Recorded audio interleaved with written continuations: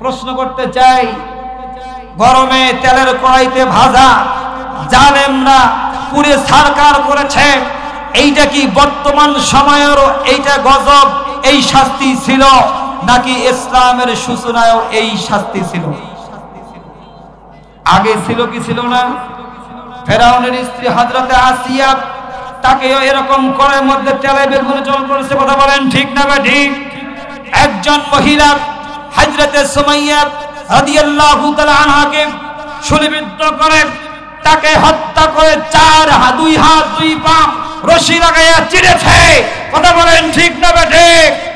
আজকে মা বোনদেরকে আমি বলতে চাই, ভারতের মুস্কান বোন যদি ইমানের জজবা দেখিয়ে লক্ষ লক্ষ হিন্দুদের মধ্যে কালেমার আওয়াজ তুলতে পারে, বাংলার জমিনের তসলিমা মুসলিমদের মতো বেহেয়া বিশ্বাদেরকে শায়েস্তা করার জন্য মা বোনদের ভূমিকা দরকার আছে না নাই?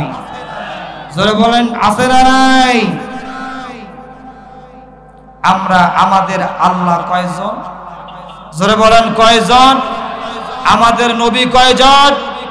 আমাদের কিতাব কয়টি? আমাদের প্রভু এক নবীর উম্মত, আমাদের প্রভু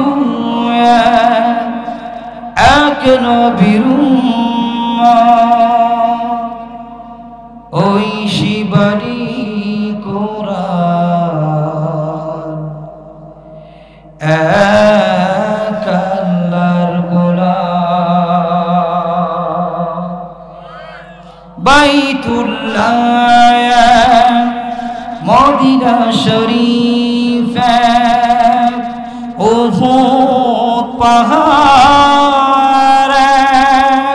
বদরের মাঠ, একটা তো জীবন আর একটা তো মরণ, একটা তো জীবন আর একটা তো মরণ, একসাথে চলাফেরা একটাই প্রাণ, তবে কেন এক নও হে মুসলমান, এখো এখো করিয়া গোবান, এখো এখো করিয়া গোবান। ঠিক কিনা জোরে বলেন? আমাদের আল্লাহ এক, আমাদের নবী এক, আমাদের কোরআন এক, উহুদ পাহাড় এক, আমাদের নবীজি রওজা এক। আজকে আমরা মুসলমান ওয়াদাবদ্ধ হতে হবে কোরআনের জন্য, ইসলামের জন্য। এক আল্লাহ থেকে যারা বিচ্ছিন্ন করতে চায় তাদের বিরুদ্ধে রুখে দাঁড়াতে হবে, কথা বলেন ঠিক না ঠিক? আমার সঙ্গে কারা সহমত আছেন? মুসলমান ইমানদার যারা এখানে আছেন দুটি হাত তুলে আল্লাহকে রাজি খুশি করার জন্য দুটি হাত তুলে তাকবীর দিয়ে দেখান মুসলমান।